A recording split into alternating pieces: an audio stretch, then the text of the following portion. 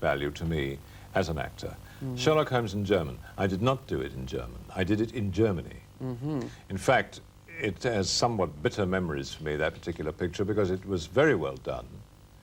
And the producer, for reasons best known to himself, decided not only to dub or loop, or whatever you like to call it, my voice, but he did it with the voice of another English or even American actor. Why would he do that? Because I wasn't around at the time to go back, for which you'd have had to pay, and do my own dialogue with my own voice, which of course I'd done originally. When it came to redoing it, synchronizing it after the picture, they got another actor.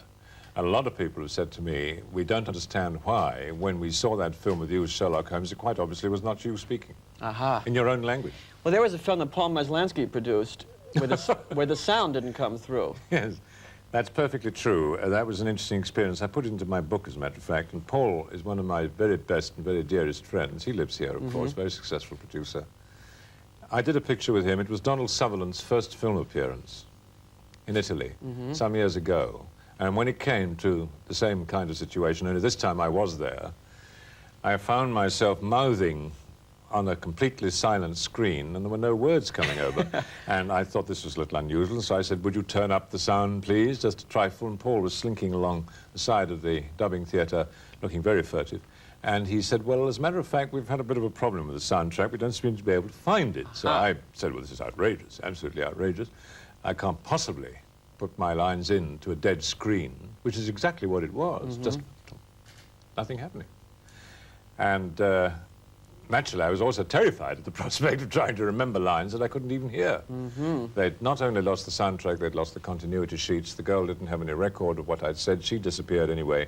Well, somehow or other, we did it. But it was an experience. It was an experience. I remember once when Muhammad Ali beat Chuck Wepner in a fight. And he was interviewed afterwards, and he said, the reporter said, you know, did you win this for your fans? And he said, I won this for my fans and Christopher Lee. That's right. Now, you had worked on a TV thing that he had did about his life or something. Well, that was later. That was later. That was later. This was one of the more remarkable experiences, of course, of my life, as you can well imagine. In March of '75, I was touring this country, the United States. At the time, I was living in England then. And I was touring the United States, promoting the Four Musketeers. And I happened to be passing through Cleveland, and somebody had said to me that Muhammad Ali was fighting in about a week's time in Cleveland against Chuck Wepner. It was a title fight. And I said, well, I've always heard that he wanted to say hello to me one day, and I would certainly love to meet him. I wonder if this could be arranged. It had got through to me, you know, that he was a fan. Yes. And I certainly am a fan of his. Who isn't? And so they were able to arrange this meeting. It was at the Marriott Hotel near the airport in Cleveland. We met, and I was able to give him the gold pen, which was the barrel of the gun, the golden gun. In The Man with the Golden Gun. I'd used as the man with the golden gun. And we talked and we chatted, and we were both amazed that we'd actually finally met. Marvelous experience for me, and he made me a promise. And I thought at the time, well, this would be a miracle if this promise could be kept. And a week later, I was down here, and I was actually in Hugh Hefner's house, watching... Small little place, isn't it? Little tiny place, yes, like an ancestral home. And they showed the fight. And I happened to mention to a friend of mine who was sitting next to me what Ali had said. And he said, oh, well, you know, people say things. With all that hoopla, who exactly, and with all of, the business of the fight going on. I believe it when I hear it, sort of thing. And I felt the same way, you know. And the fight duly went on, lasted all 15 rounds. It was a bruising, battering, bloody fight. Really tough one. And the place was packed with people. And at the end of the fight, when they put the microphone under his face, in the ring, at the end of 15 rounds, he kept his promise. Amazing, isn't it? And he had said to me, when I win this fight, I will, from the ring, say not only hello to you, but that you are one of the people I've won the fight for. Now, if that It's isn't amazing, being the greatest, well, you must I don't have know what impressed, is. You must impress the people at Hefner's place. Quite, I think. Yes. I think so. I think they were a little surprised. Now, you've had, among your 144 films, and I mentioned how versatile you have been, there was a period of time where you were the British master of macabre, and some of the things that you must have gone through, makeup-wise. I know with Fu Manchu that hours of makeup where you only basically had a chance to act with your eyes. Doesn't sound like much, does it? To look Chinese, if you like. But in fact, it's probably one of the most complicated makeups possible, because they have to take a mold of your eye from here to here, and then the prosthetic is applied. It's a mixture of latex and various other things, and it's glued right in here and over your eye and down over your eyelid and right out to here. First of all, it's a difficult job for the makeup man, so that you don't see the joins of the makeup by the nose and the outer corner of the eye. But for the actor, it's murder, because if you look down, your own eyelids show. If you look up, all you can see is the white of your eyes. So you play the thing, frankly, in a very level-headed manner. In other words, like that, because you can't look down or look up. It's a tricky thing, an uncomfortable makeup, because you have to accept the fact that it's necessary on occasions. You also then, at least I do, say to myself, look, this is going to be uncomfortable, it's going to be tough, it's going to be on at 7 in the morning, maybe till 9 or 10 or 11 at night, forget it. And you go into a kind of a cocoon of forgetfulness. Yes. I've had to do this sometimes with some of the lines I've said in pictures over the years, tried to forget them as rapidly as I said them, for obvious reasons, and hoped that the audience wouldn't remember them too closely. But makeup is a tricky thing, and it has been on occasions in my career exceedingly uncomfortable. The Mummy was probably the worst. Because the bandages, all the... Well, yes, and because of the things that I had to do physically. I've done things in front of a camera when somebody said action, which I wouldn't have believed I could physically, personally do, like lifting people off the ground, just like a weightlifter, hurling them from me into an open grave, and then, of course, falling in on top of them. That goes without saying. I did that. Absolutely. If you're going to throw them in, you're going to jump on top. You've got to drop by, too. Now, how about the spider? There was a spider. Oh, yes, I hate spiders, and particularly large bird-eating spiders. They wanted to put it on your neck, and you yes, they did want to, and in fact went up my sleeve, and it stopped there. There was a keeper from the London Zoo standing by, out of range, too far out of range, I thought, with a Perspex box, and he said, that's perfectly all right, don't you worry. If the spider gets too close or makes a sudden leap at you, I'll bang this thing on to your shoulder and haul the spider away, protesting. Of course, I didn't believe that for a minute, nor did the crew, nor did the other members of the cast. I gave a performance in that scene of sheer mortal terror. Amazing. With my face going steadily green and yellow in turns, which wasn't acting at all. The sweat was pouring down my face, because I really have a horror of those sort of things. I've had snakes wrapped around my face, and the director said, relax, relax, it's only a snake, you know, and so on. And I've had just about everything broken that could be broken, I would think. That's a souvenir of Errol Flynn. Amazing. I nearly neatly removed it many years ago. I don't think with malice aforethought. And it was after lunch. Yes.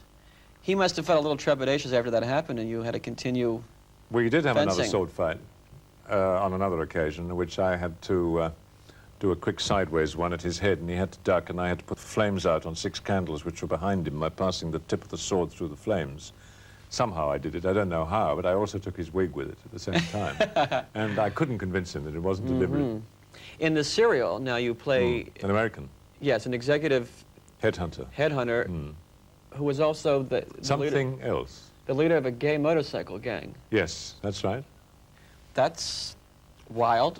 You think so? Oh, I would have said that was fairly straightforward casting. Compared to having a snake around your neck and a spider on your arm, right? Chains on the boot, chains and keys on the hip pocket, and chains round the wrists, and all sorts of interesting things. I had a wonderful time on that. Never had an experience quite like that. And I think the audience may be a little surprised. I hope so, anyway. Bill Persky is the director? Yeah, marvelous person. Marvelous person. Who did a lot of work in TV. Yes, as a writer mainly, and then as a director. Director, yes. So it's one of his earliest, one of his first I think films. it may well be his first major feature. It certainly won't be his last, I can promise you that. I was in a movie of the week once that he did, called lovely, Roll, man. Freddie, Roll, with Tim Conway. Oh, yeah. nobody ever heard of, right? Well, they'll hear of this, I'm Yes. sure. I understand it's coming out at Grauman's Chinese, which is a pretty good showcase. Mm-hmm. You've had in your life, I mean, you traveled with the RAF intelligence. Mm. You've been all over the world. Mm. I kind of get the feeling that when you married your wife, Gita, it was kind of a turning point in your life. Well, it's always a turning point, isn't it, for anybody? Well, you were, yeah, well, it you goes were, without saying. well, you were 38 or 39 I was when you got 39, married. yes, that's right, which is somewhat late in life. Yes. And the reasons are very simple. I couldn't afford to get married until about that age, in the literal financial sense. Mm-hmm. Actors were not exactly overpaid in Britain, and I certainly wasn't. That perhaps in the long run doesn't do any harm. It makes you understand how difficult it is for other people. But I couldn't afford to. The only previous occasion on which I'd ever got near it was when I was engaged to a Swedish girl, a very sweet Swedish girl, for a year. And her father wouldn't allow this. He Oh, you kept know about checking that? you out. Well, yes, he did indeed. It was very strange. This was a very famous Swedish family called von Rosen, and I was constantly being reminded of this fact. I even had to get the permission of the king to get engaged, let alone get married. He was very nice about it. He gave me a pair of cufflinks, which I still have. Didn't ask for them back when I didn't get married. And yes, her father, who I think had been dead for some years, didn't really like the idea very much of his daughter marrying an actor. Not an unknown occurrence, I believe. It's been known to happen before. And he thought I was a bit of a rogue and a vagabond, obviously, until he discovered to his great disgust that my family was much older than his, but that's another story. However, I think what really put him off, this was in 1957, was when he asked to see some pictures of me. And unfortunately, the only pictures I had with me in Sweden at the time were of a couple of recent pictures that I'd done in 1957, 1958, which I'd given to my then fiancée, Henriette. One of them was of me as Dracula doing the unspeakable. Can you imagine to all a these girls prospective within son? sight. And the other was as the creature in The Curse of Frankenstein. I think he thought it, well, that our children might look somewhat bizarre. So he wasn't very happy about the whole thing. And anyway, we didn't get married. But apart from anything else, I'd never met anybody I wanted to marry, which I think Well, is this was also a kind of pretty good reason. Yes, and this was kind of a matchmaking with the Rabinowitzes who were playing matchmaker. That's a funny story. It's so much a conventional, unconventional story. It's a classic story which really happened. We've all heard about people who match-made, Yes. for lack of a better word. We've all heard stories about people who said, you're right for him and he's right for you. We've got to bring the two of you together. It's usually a complete catastrophe. And But this wasn't. it wasn't, because in fact we did meet after a year of not wanting to meet for obvious reasons. My wife said, I couldn't care less about him. We're going to pick up that thought in just about one moment Okay. with Christopher Lee. We'll be right back. In 1941, you play a German officer who's observing this... In a state of arrogant panic the whole way through the film. I've never enjoyed working in a film more. I think that's something that I could say of the entire cast and certainly the crew, because making this film was a marvelous experience for me as an actor, and working with Steven Spielberg is the sort of thing that an actor dreams about. Not many are fortunate enough to have that experience. He is a brilliant and talented man and a marvelous director to work for. Young guy. Oh yes, 32 I think. Amazing. Yes. Well, you moved here in 1976. That's right, 4 years ago. You Nearly. felt that in England there were a lot of you were getting offered a lot of the same roles, and you're getting more of a choice here. Oh, it's been a completely new career for me, because the work that I was being offered in England was always somewhat conventional in its scope, the same sort of part, the same sort of story, roughly. And here, in the 4 years nearly that I've been here, I've done something like 16 pictures. Not one of the pictures has resembled any of the other pictures, and every part has been totally and completely different, verging from the action-adventure picture to, admittedly, heavies, which Yes. I certainly enjoy, and also outright outrageous comedy. The most important thing I think that's ever happened to me probably in my career as an actor was hosting Saturday Night Live. I bet. I think it really was. It certainly was a high watermark for me in terms of enjoyment. I don't have to tell you, or anybody, It's a great how group. brilliant they are. Gilda Radner, Lorraine Newman. I mean, they're just wonderful. Marvelous people. How did that come about? They I simply got a call through my agent. I think my agent probably had a great deal to do with it, Keith Addis. And I got a call saying that they would be very happy to have me host the show.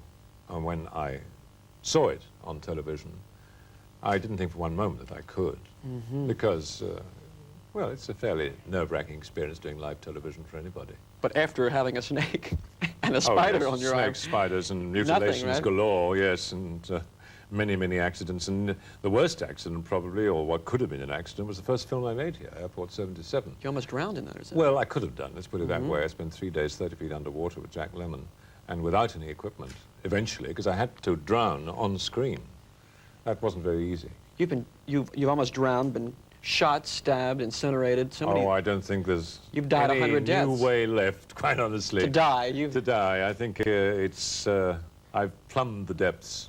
You have this magnificent voice. I mean, the resonance and tonality in your voice is incredible. Well, I was born with it, I guess, for the most part, and the rest is developed through years of singing and working in the theater, and of course working in movies too. You have recorded a rock opera song, or you want to do... I have recorded a rock opera song, yes, called Paradise. It's a single which is being published by Festival Records in Australia quite soon. But you want to do a rock opera version of Faust, is that correct? That's right, yes. Provisionally called Mephistopheles, in which I will play and sing the part. And there are 30 numbers. We're getting that together. This would be a live musical show. Oh, yes, as a film. Or possibly even on the stage. And certainly as an album. Yes. So you have sung opera. Oh, yes. Yes. I've been engaged in many operatic performances many years ago. And I practice every day and sing something, you know, just to keep the voice moving. Let me ask you a question. Is it true that Boris Karloff, not until he was around 80, realized that he had a lisp? Well, that's what he told me. Because I think I was in his last picture, made some years ago, and he did in fact tell me that after I knew him very well indeed. He also was an Englishman in spite of his name. Which was? William Henry Pratt was his real name. And we lived next door to each other in London at one stage. Yes, but he People never... used to say that the trash collectors were collecting the bodies every day, but that's slightly exaggerated. But he truly didn't realize he had He told me that. He told me that it wasn't he was in his late 70s, but Boris had a tremendous sense of humor, so I'm not quite Could sure. have been tongue-in-cheek, yes. He did tell me that Bela Lugosi had to learn everything phonetically in terms of the English language. That's Whether amazing. that's true or not, I don't know. It may have been originally. You must have spent a lot of time researching and reading about the occult and that whole, area. I did. I was always interested, and eventually came to do a picture called In England, The Devil Rides Out. First film made about black magic and Satanism for years and years and years. In this country, it came out under the title of The Devil's Bride. It was a good picture. Some executive somewhere said if the picture came out under the title of The Devil Rides Out, the American public would think it was a Western. Right. No comment. No comment, yes. With The Man with the Golden Gun, you were superb in that as... Lovely part. Scaramanga, is that correct? Yes, there is a Scaramanga, and Yes. I met him. Aha. He's a Greek gentleman who lives in London. And Ian Fleming was my cousin, who wrote the Bond stories. I'm sorry that he didn't live to see me in one of his stories. Perhaps it was just as well, I don't know. I remember you But walking I along with regret Hervé Villachez. Oh, yeah. And you are 6'4", and he is a little He's person. a little shorter. Yes. Yeah. But it was Cubby Broccoli, after seeing The Three Musketeers, who convinced Guy Hamilton to cast you in Man with the Golden Gun, wasn't it? I believe so. Yeah. Yes, I believe so. In the Man with the Golden Gun, of course, I had, as you know, 3 nipples, and in the 4 Musketeers, I had 1 eye. So there must be a balance between the two somewhere. In your memorabilia in your home, are you one who has all your different mementos? Not one. Not one? No. Not on view. No, nothing. No photographs, no mementos, nothing. I never got the gun either. Really? The Golden Gun. I toured with it, but that was as close as I got to keeping it. No, I don't keep things like that. I mean, one's life is divided into 2 parts, let's say. The notoriety, one is professional, the other is personal, yes. and the professional and the personal shouldn't overlap and shouldn't mix. Yes. That's disastrous when they do, you know, for a performer, particularly when you think of some of the parts I've played. I wouldn't have very many friends around, I don't think. But no, I don't keep things like that. I keep them in boxes and in cupboards. I believe The Man with the Golden Gun was when this was the first Bond film to be shown in Moscow. I have been told that Cubby showed it in Moscow, in private, of course. Yes. To a group of Russians, presumably from the film industry and perhaps even from the government. I was also told, because he told me this himself, that at the end of the film, one of the Russians present came up to him and said, because of course in the film he's supposed to have worked for the KGB among other organizations, and one of the Russians came up to him and said, Scaramanga, poorly trained, which is a great line. If you had your druthers, say like in the next 5 years, what would you like to sort of zero in on the most? I can't give you an answer on that because lots of the parts haven't been written yet. Do you see what I mean? Yes. People ask me what I want to do next. I know you want to do Svengali. That I indeed want to do, and I hope that I will. I would like to do Sweeney Todd very much. In fact, there are plans afoot for me to do both those, and indeed perhaps to remake the television 13, obviously, of the great classics, some of which Lon Chaney did originally, like Svengali, like Sweeney Todd, like The Hans of Zaroff, The Most Dangerous Game. We must pick up our conversation at another point. I'd like to have you back at some point. Christopher Lee, wonderful having you here. Pleasure for me. For those who haven't seen 1941, see it, and upcoming soon will be The Serial. Thank you, Christopher Lee, and thank you very much for joining us. See you soon.